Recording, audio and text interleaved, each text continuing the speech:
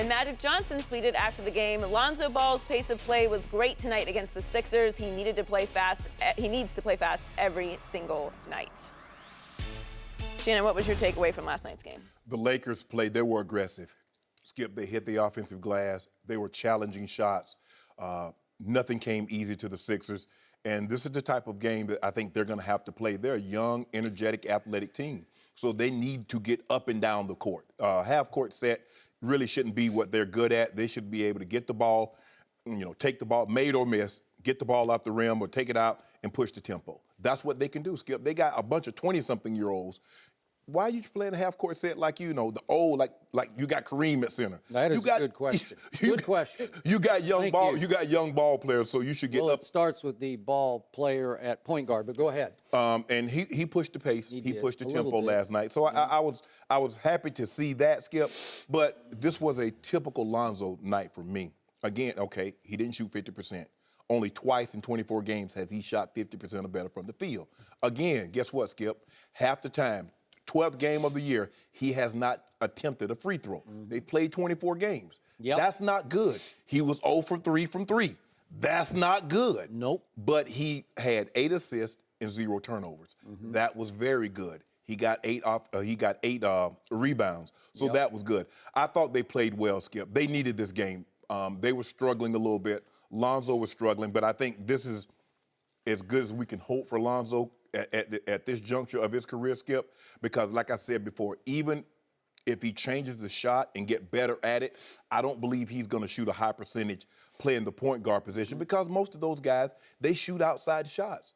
And so he's not, and he's not getting to the rim to increase that. Layups are a lot easier to make than three-pointers, although Steph Curry might argue that here in Clay. But I love the way they played. Embiid, Skip, I see now why they gave him 4 years at $140 million or $150 million. I did tell you. I see why. Yeah. Skip, he's skilled. If he can stay healthy, which is debatable, right. He is extremely tall and extremely skilled. He might be a 4-inch, 50-pound heavier Akeem Olajuwon. He has those kind of moves with his back against the back in the paint.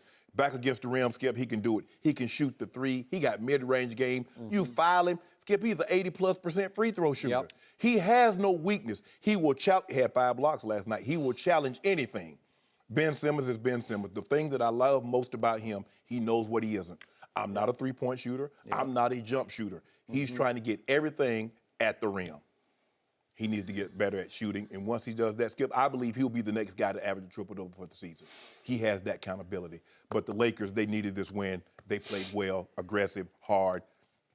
They deserved it. Agree with most all of what you just said. Now I'm going to take it a few steps further. Okay. You like to say on this show, 2 things can be true, right? Yes. And every time I watch my man Lonzo Ball, 2 things can be true. He can be great and he can be awful. And it's somewhere in the middle of that he is for this point in time. Correct. Now, I'm going to remind you again, for anybody who's covered the National Basketball Association, the old cliche is the NBA does not start until Christmas Day. That's what everybody's always said. So we're not even really close yet to Christmas Day, and we are critiquing every game as if it's Lonzo's last Game 7 of his career, right? So, last night, Lonzo Ball once again mixed my emotions and made me crazy by the end of the night because he can show frustrating flashes of what I call special. I'm a much bigger fan than you are of his long-term potential. Correct. Frustrating flashes, but he can also be the antithesis of the player he's compared to most often, Jason Kidd. Jason Kidd played football. He played with the highest motor I think I've ever seen on a basketball court. Lonzo Ball's motor is dangerously low. I will say it because I see it night after night after night.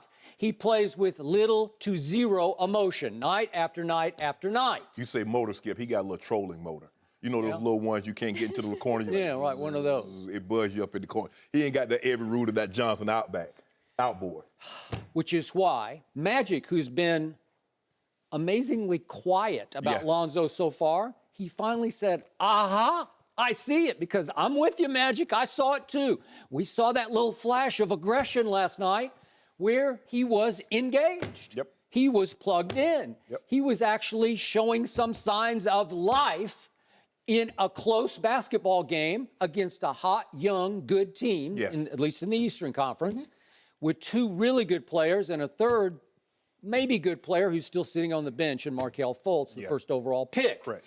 So Lonzo, after I told you, I thought he just flat out quit on the floor on Luke Walton, who has not been playing him in fourth quarters, and that was back Sunday night against Houston. Last night, Luke Walton said, okay, I don't know if they had a clearing of the air, a little heart-to-heart. I don't know what happened.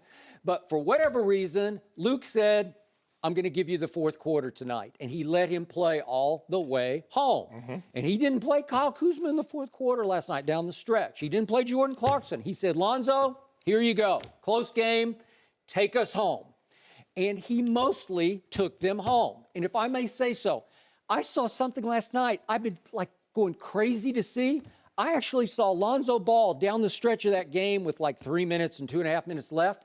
I saw him play high pick and roll with Julius Randle. It's so natural for him. It's who he should be. And twice in a row, I don't know if we have these plays, I think we do. If you could see, they just spun off the pick and roll and he dished it, a little sweet side dish, and he got him right to the rim for a layup, and then he comes right back and he dishes to him again, and a little left-handed sweet little dish and gets him to the free throw line. Well, these are huge plays in the game because they kept them ahead by 3 and 2 points. By the way, the Lakers made 12 of 24 free throws, so they went Ben Simmons against Ben Simmons, right? I don't know how they won the game. That'll get you beat on most nights. On most nights. But I saw those two plays, and I said, aha, there's that guy. And then to the bitter end of the game, Lonzo Ball took a big three and missed a big three. What was he thinking? You know? On the one he took. Yeah. Well, I'm going to get into that, but at least he had the nerve or the guts or whatever you want to call it to take the big three, and he back ironed it. It was online, but he back ironed it. Skip, he hadn't taken a shot since 104 left in the third quarter. I got it.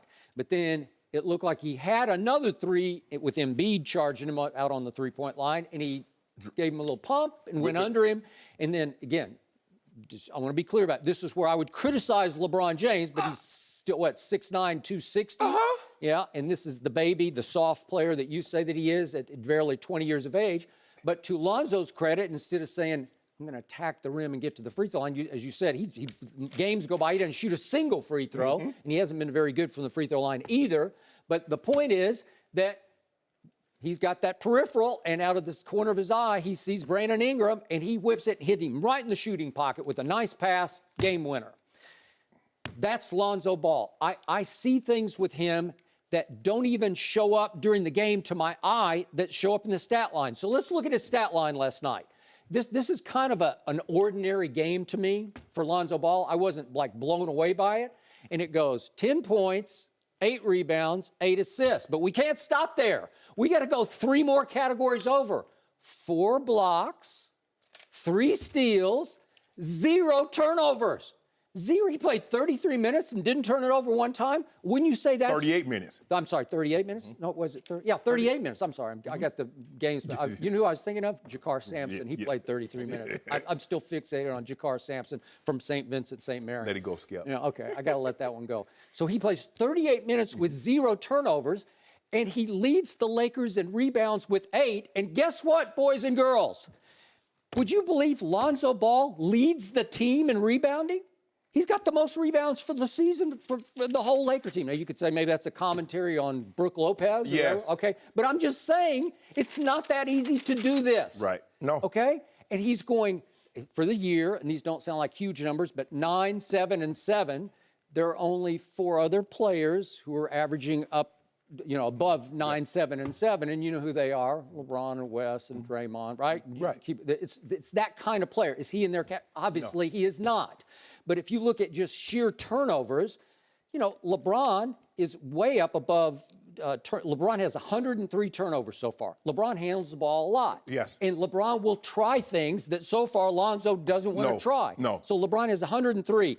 For the whole year, Lonzo has 63. Now, LeBron's averaging 37 minutes versus his 33 minutes a night. Right. But again, So LeBron has 40 more turnovers already in this young season. And that's not a shot at LeBron. It's really a shot at Lonzo because he just doesn't try enough. Right. He's gifted. He has he is the once a generation passer who can see it before it happens and execute it. But he's just, right now, you're saying all he's doing is making the ordinary pass. Even last night, I'm screaming at my TV. Hazel's looking at me like, what's wrong, Dad? Like, what are you doing? Because half the time, he'll slowly, half-heartedly dribble the ball up the court and then make a little sort of nonchalant pass to the perimeter, to the wing. What are you doing? Right. Initiate. And finally, with those 2 plays we saw, he actually pick and rolled with Julius. That's the guy. Why don't we see that every time down the floor? And I'm also going to give him this credit. He actually, down the stretch, would organize the team and point and yell like, you go here. Well, where was that? I haven't seen that yet the whole year, and I saw it at UCLA. So now let's get to his shooting. He is in the all-time worst shooting slump I have ever seen. I've never seen anything like it. So what happened? His father painted the biggest target on his back any rookie has ever in any sport had painted on his back. Is that fair to say? Sure. Okay. And Lonzo comes in with the most bizarre shooting motion, the most unorthodox shooting motion I have ever seen in all my years covering any form of basketball. I've never seen anybody shoot it from the wrong side of their face. You know, right-handed, shoot it from the left side of your face. Right. Who does that? Right. I mean, Reggie Miller was a little unorthodox with his left hand. Kid Gilchrist said, like, hold my beer. Okay. His shot is... Well, okay, but nobody even considered him a shooter to start No, with. he's not a shooter, Okay, and way back, even before your time, Jamal Wilkes was way back behind. He said, okay, we get that, but it's not nearly as bizarro as this shot. So he's got double jeopardy of, can I shoot this shot in pro basketball? And my father has made the pressure on me the greatest that's ever been. Correct. So he gets off cold the first couple of games at Staples, and he becomes a basket case of shattered confidence. And Magic sat right there before the year started, and he said, I'm going to give him this year. Well, maybe we're heading toward rebuilding the motion. In the offseason. Don't tinker with it now. Not now. But I'm going to go back to my football analogies. Let's look at Aaron Rodgers. How lucky was he, even though he got stuck behind Brett Favre? They've done big pieces on ESPN. Mel Kiper did a big one. They completely rebuilt his motion from the Jeff Tedford school of thought. He had the ball way up here. And they redid all the mechanics. And by the time it was time for Aaron Rodgers to step in for Brett Favre after 3 years of quote-unquote redshirting, he was ready. Right. He seized the opportunity, right? And then Carson Wentz last year, I kept saying, the delivery is so long. It's coming from clear down here. Off season, they smoothed it out. And he looks so much better throwing the football than he did. Jared Goff, most people wrote him off as a bust last year, his whole rookie year. Coaching fault. It's Jeff Fisher's fault. We both said that, to our credit. but the point is, coaching change, philosophical change. Jared Goff looks like he's going to make the Pro Bowl, right? So you go from bust to Pro Bowl in your second year. Okay, it can happen. And I even look at Brandon Ingram. I don't even know who this guy is because last year he was sort of hovering over bust to me. He looked soft, he looked slow, he looked non-aggressive.